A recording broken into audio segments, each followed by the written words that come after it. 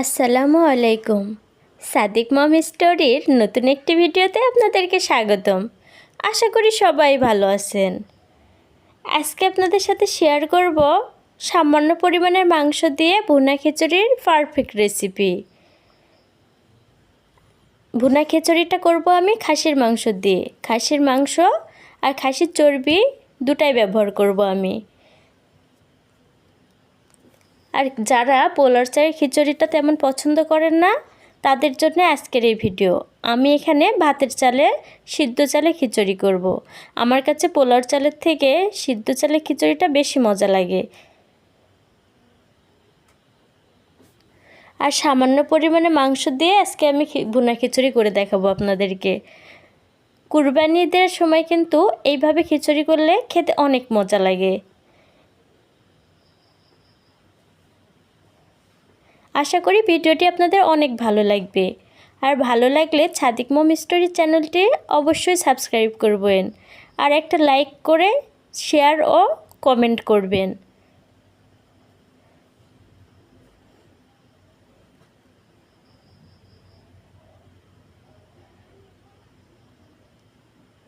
বৃষ্টির দিনে এরকম ভুনা খিচুড়ি থাকলে আর কিছুরই প্রয়োজন হয় না। চলুন দেখে নিই পুরো ভিডিওটি। খিচুড়ির জন্যে প্রধান উপকরণ এখানে আমি নিয়ে নিয়েছি ডাল ও সিদ্ধ চাল। নর্মাল ভাতের চালে এখানে ব্যবহার করব, আপনারা চাইলে পোলাওয়ের চাল ব্যবহার করতে পারেন। আর নিয়ে নিয়েছি সামান্য পরিমাণের খাসির মাংস, হাড়, তেল, চর্বি ও মাংস সহ। খুব বেশি না, এখানে কিন্তু সামান্য পরিমাণে মাংস ব্যবহার করব। আর নিয়ে নিয়েছি এখানে পেঁয়াজ কুচি, কাঁচামরিচ, আদা বাটা, রসুন, শুকনো লঙ্কা, সাদা এলাচ, কালো এলাচ, দারচিনি ও তেজপাতা।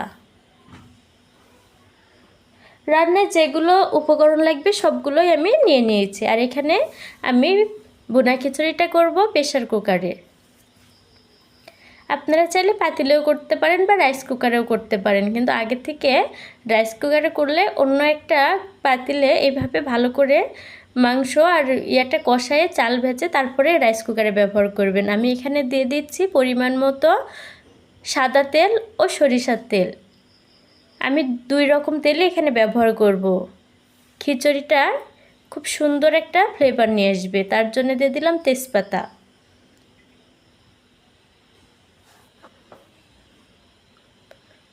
আর দিয়ে দিব পরিমাণ মতো পেঁয়াজ কুচি।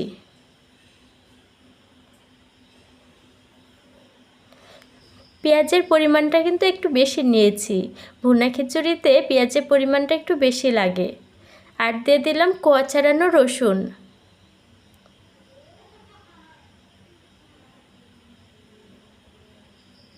আর দিব শুকনো মরিচ আর কাঁচামরিচ।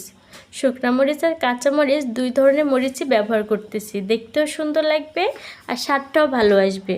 আমি এখানে গুঁড়া মরিচ ব্যবহার করব না।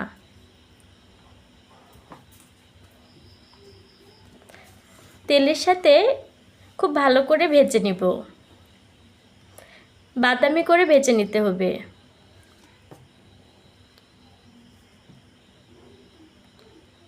খিচুড়িটা আমার কিন্তু অনেক পছন্দের একটি খাবার।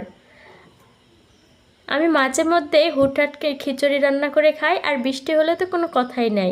বৃষ্টির দিনে খিচুড়ি খেতে আমার অনেক ভালো লাগে। তো আমার মতো কে কে খিচুড়ি পছন্দ করেন অবশ্যই কমেন্টে জানাবেন।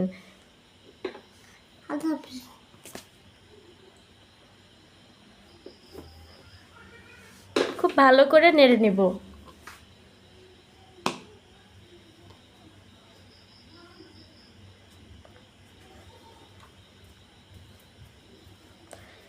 আর এদিকে ঝুম বৃষ্টি হচ্ছে। তো এরকম বৃষ্টির দিনে যদি এই রেসিপি না থাকে তাহলে তো খাবারের মজাই বোঝা যাবে না। এই রকম বৃষ্টিতেই এই রেসিপিটা একেবারেই পারফেক্ট। আর দিয়ে দিলাম আদা। আদা আমি থেতো করে নিয়েছি।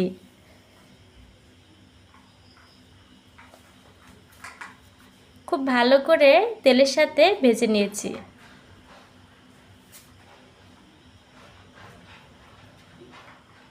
খাঁটি সরিষার তেলে খিচুড়ি রান্না স্বাদটা হতে হবে অনেক বেশি। সামান্য পরিমাণে পানি ব্যবহার করলাম।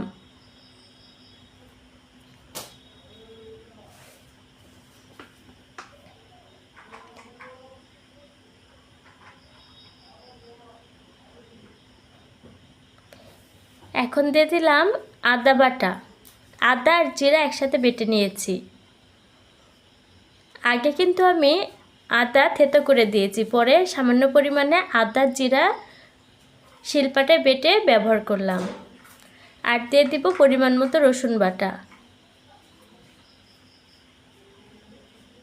বাটা মশলাটা পেঁয়াজের সাথে ভালো করে ভেজে নিব।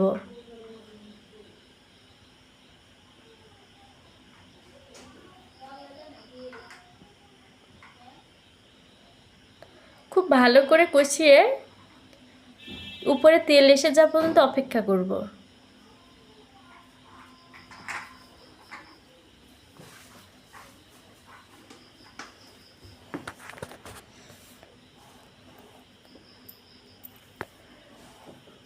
বাসায় যদি অল্প পরিমাণে মাংস থাকে সেটা দিয়ে কিন্তু আপনি পরিবারের সবার জন্যে খুব সুন্দর ভুনা খিচুড়ি বানিয়ে নিতে পারবেন।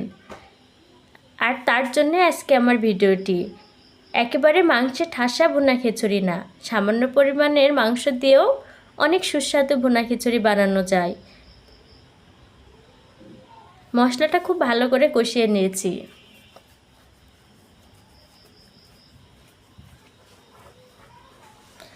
এর ভেতরে তেল দিলাম আগে থেকেই ভালো করে ধুয়ে রাখা খাসির মাংস। আর মাংস পরিমাণটা দেখতেই পাচ্ছেন কতটুকু। এখানে কিন্তু আমি মাংসতে চর্বি বেশি নিয়েছি।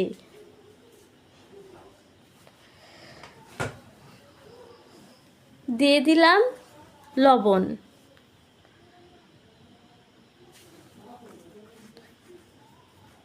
এখন দিয়ে দিব হলুদের গুঁড়া। আর দিয়ে দিলাম ভাজা জিরার গুঁড়া। সবগুলো গুঁড়া মশলা দেওয়ার পরে এখন ভালো করে আরেকটু কষিয়ে নিব।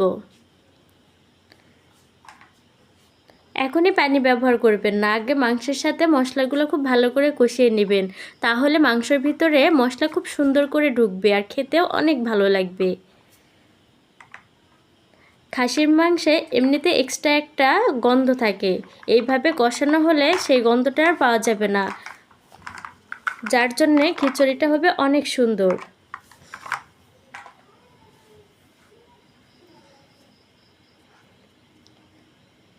খুব সুন্দর করে কষিয়ে নিয়েছি। মাংস থেকে তেল ছাড়া শুরু হয়ে গেছে। এখন দিয়ে দিব পানি। পানি দিয়ে আর একটু ভালো করে মাংসটা কষিয়ে নিব। মাংসটা ভালো করে কষিয়ে রান্না করে নিতে হবে, তারপরে চাল এখানে ব্যবহার করব।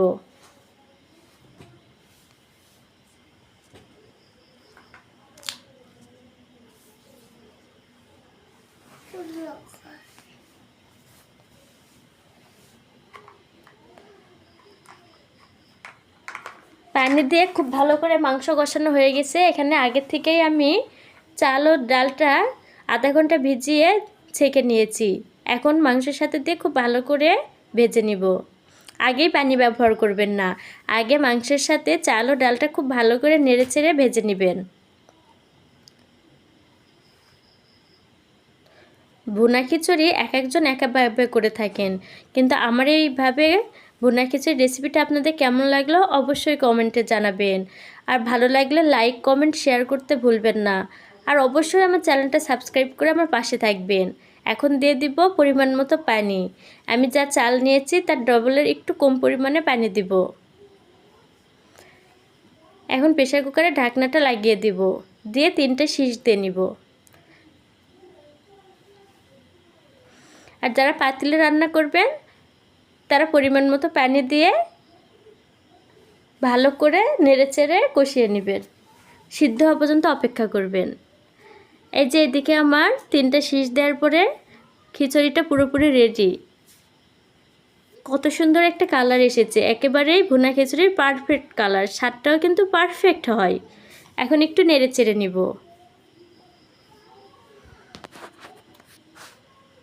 আপনারা যদি এখানে পোলাওয়ের চাল ব্যবহার করেন তাহলে কিন্তু আরও বেশি ঝরঝরা হবে। তো যারা পোলাওয়ের চাল পছন্দ করেন তারা অবশ্যই এখানে পোলাওয়ের চাল ব্যবহার করবেন। আমার ভাতের নর্মাল চাল দিয়ে খেতে বেশি মজা লাগে, এই জন্য আমি আজকে ভাতের চাল দিয়ে করে দেখালাম।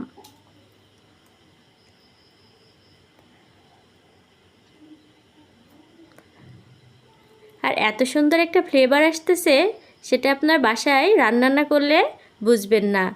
তো আশা করি ভিডিওটি অনেক ভালো লেগেছে। অবশ্যই সাবস্ক্রাইব করবেন চ্যানেলটি। ভালো থাকুন, সুস্থ থাকুন। আল্লাহ হাফেজ।